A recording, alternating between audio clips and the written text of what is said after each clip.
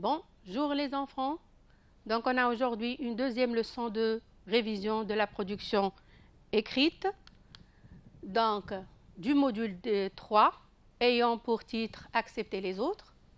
Notre projet d'écriture, donc je raconte un événement en rapport avec le thème solidarité et je fais parler des personnages. Bien, on va commencer par un petit rappel. Accepter les autres, qu'on a fait lors de la présentation du module, quand on a fait la présentation du module. Donc, on a vu accepter les autres, c'est s'accepter soi-même, les qualités, on va parler des qualités, des défauts, des faiblesses de chacun. Donc, la première chose, la personne doit s'accepter soi-même, accepter ses qualités, ses défauts, ses moments de faiblesse. On peut aussi accepter les différences physiques, taille, couleur, culturelles, région et pays, d'opinion aussi. On peut être d'accord avec une personne et ne pas être d'accord avec un autre. Vous savez, les différences culturelles diffèrent d'une région à une autre, d'un pays à un autre, et vous avez les différences physiques, taille, couleur, ainsi de suite. Bien, regardez l'image qu'on a déjà vue. On a un Africain, on a un Asiatique et on a une Européenne. Il y a une grande entente entre eux. Ils sont côte à côte. Bien, donc c'est vrai, ils se diffèrent, mais chacun accepte l'autre. Donc, qu'est-ce qu'on va dire si on récapitule? Il faut accepter les autres, quelle que soit leur taille, leur genre, leur couleur de peau, leur religion, qu'ils soient riches, qu'ils soient pauvres, qu'ils soient handicapés, ou aussi autres différences. Donc, on a vu dans le texte précédent, le petit chose d'Alphonse Daudet, que le petit chose est un petit écolier mal accepté par ses camarades de classe et de son professeur. Donc, on a vu le petit chose est maltraité. Il n'était pas accepté par ses camarades de classe et aussi par son professeur. Ce petit garçon-là, il subit leur moquerie à cause de sa pauvreté et de sa petite taille. Donc ici, le professeur et les élèves n'ont pas accepté la pauvreté de ce garçon-là et aussi de sa taille. Donc, ils n'ont pas accepté les différences. Bien, voilà maintenant la situation. Pendant la récréation, le petit chose s'approche de ses camarades de classe et leur propose de se jouer avec eux. Alors il éclate de rire en lui disant que les pauvres n'ont pas de place dans leur jeu. Vexé, l'enfant se met à pleurer et s'enfuit pour se réfugier dans un coin isolé de la cour de l'école. Une des élèves, Véronique, a observé la scène et décide d'intervenir.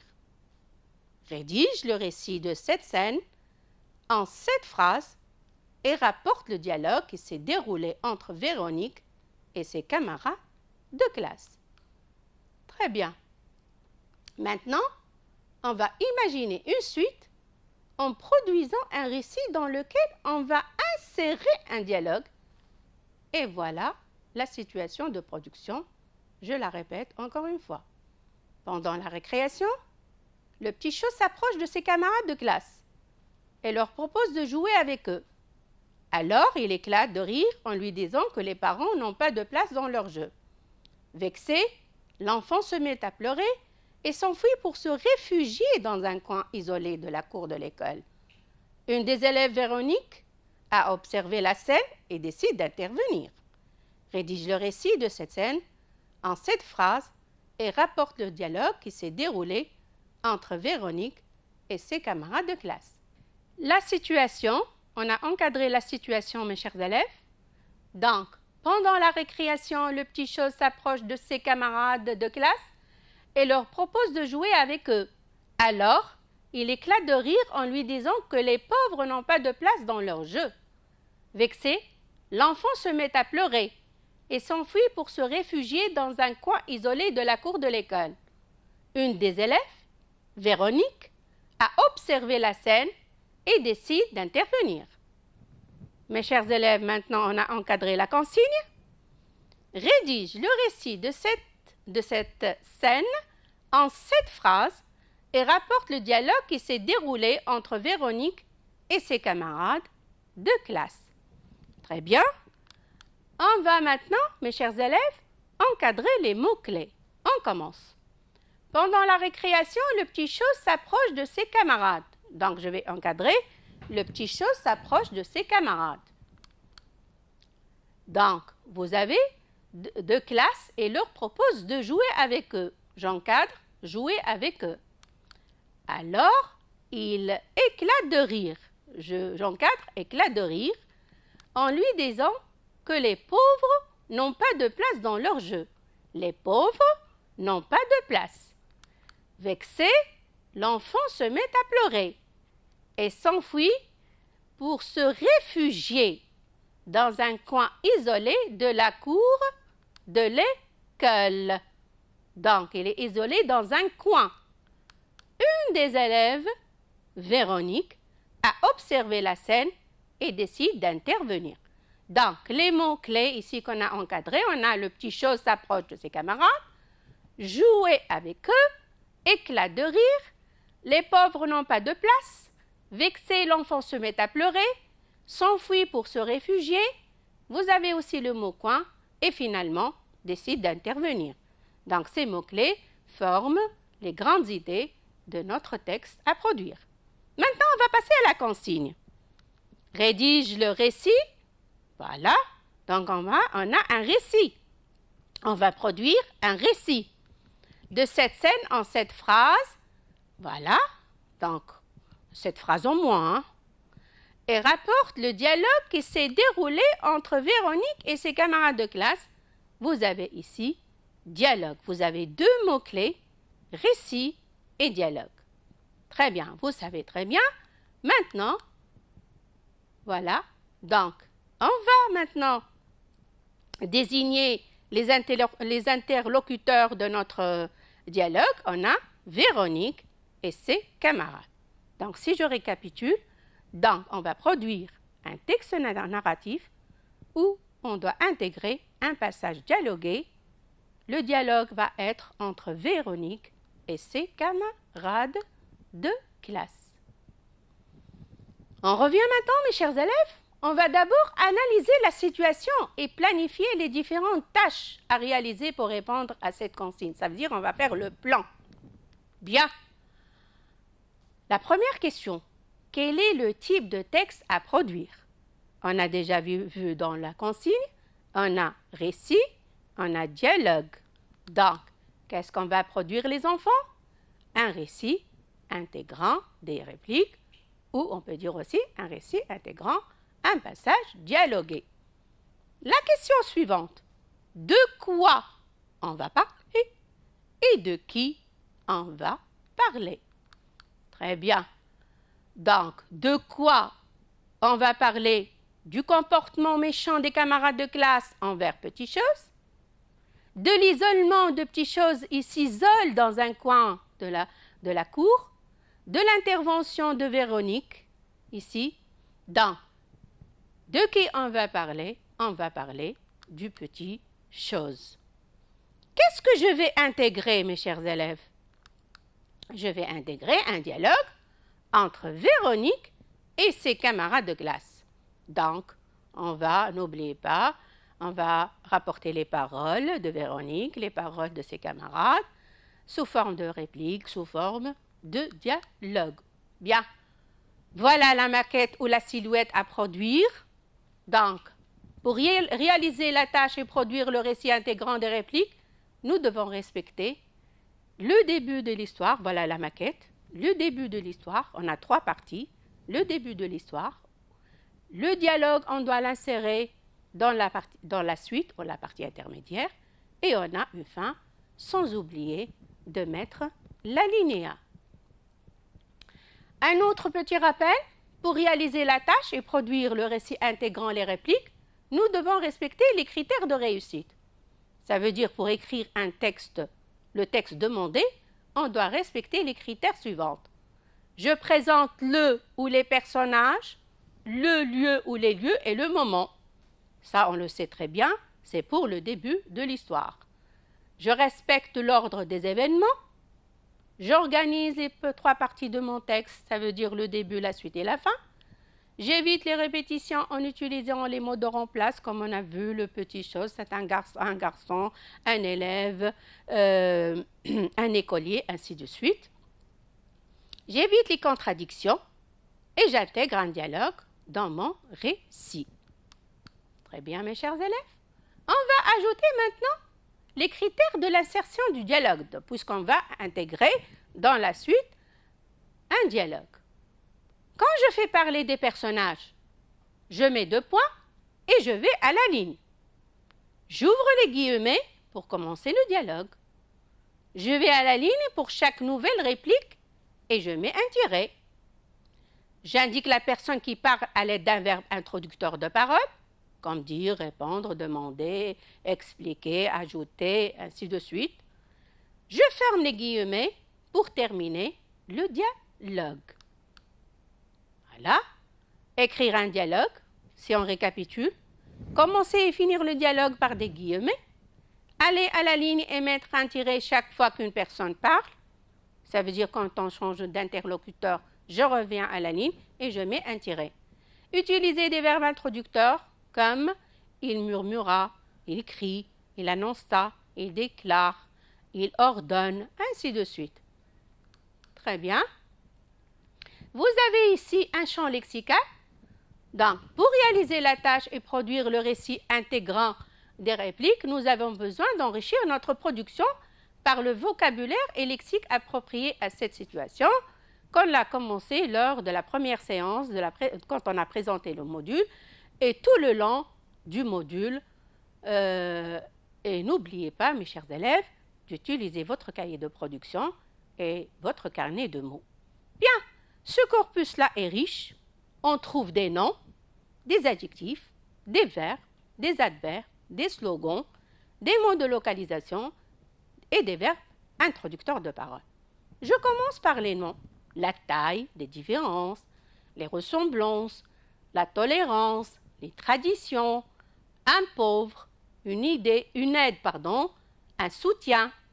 Des adjectifs comme pauvre, chétif, faible, méchant, petit, cruel, agressif, tolérant, solitaire.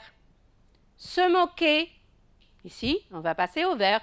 Se moquer, tolérer, ridiculiser, humilier, respecter, accepter, pardonner, regretter, avoir honte.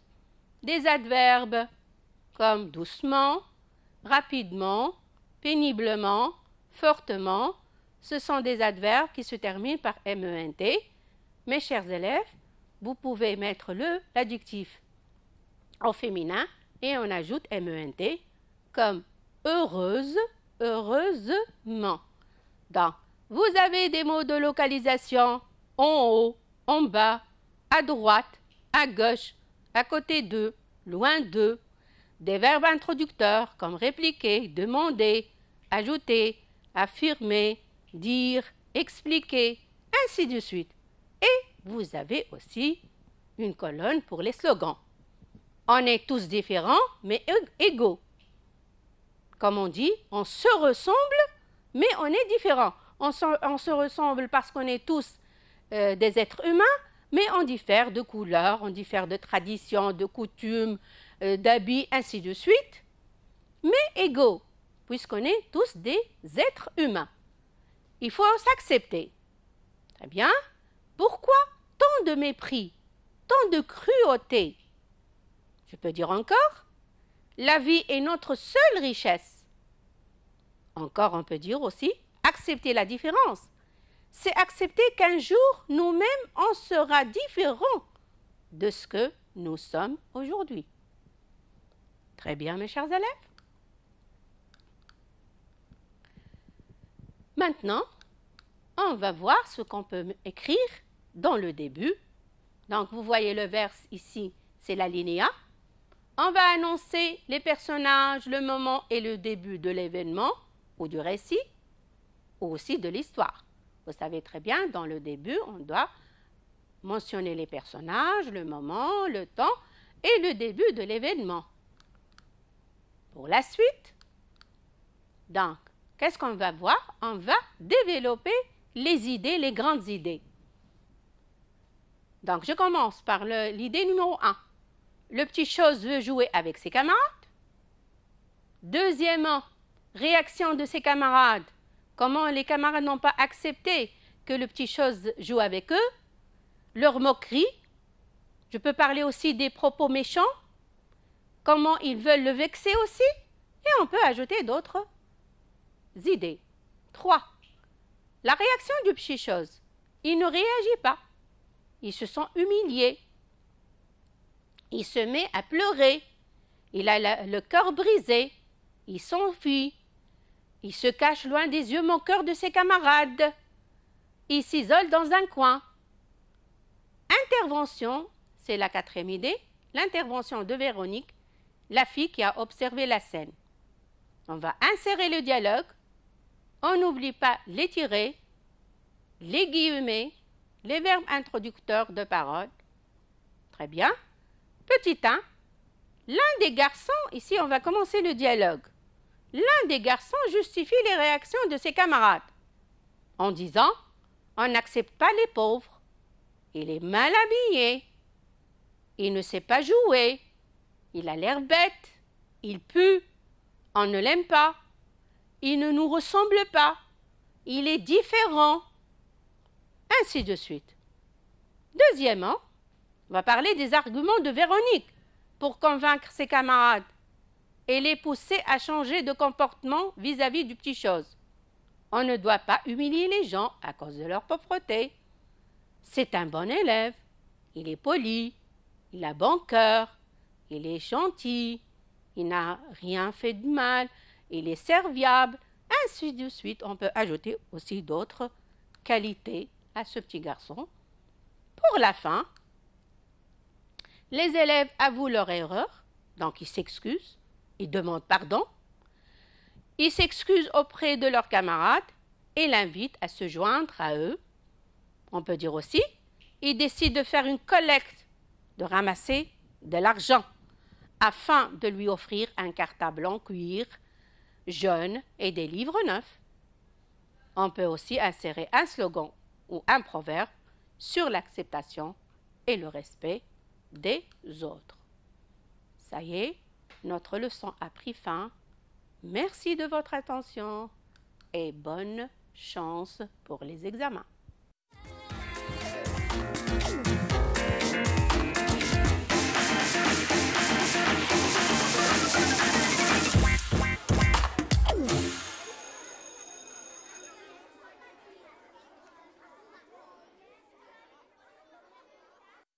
إدارة الفصل وتسيير الدرس زمن الكورونا بالنسبة للأساتذة يتطلب جملة من القواعد الخاصة. نحافظ على قواعد التباعد الجسدي داخل قاعة الدرس وذلك الحركة أمام السبورة دون المرور بين صفوف الطاولات، اعتبار السبورة فضاء عمل الأستاذ دون غيره، تشريك التلاميذ في الدرس من أماكنهم دون مغادرتها، الحرص على تهوية القاعة بشكل متواصل، الحرص على تنظيم حركة الدخول والخروج من القاعة وإليها فرادى وبالتالي مع الحفاظ على التباعد. نحافظ على قواعد التوقي الفردي وذلك استعمال الأستاذ للقلم الخاص به دون غيره، اعتماد مطهر كحولي لفرك اليدين كلما دعت الضرورة لذلك، ارتداء الكمامة أو القناع. أساتذتنا وأولادنا هما راس مالنا.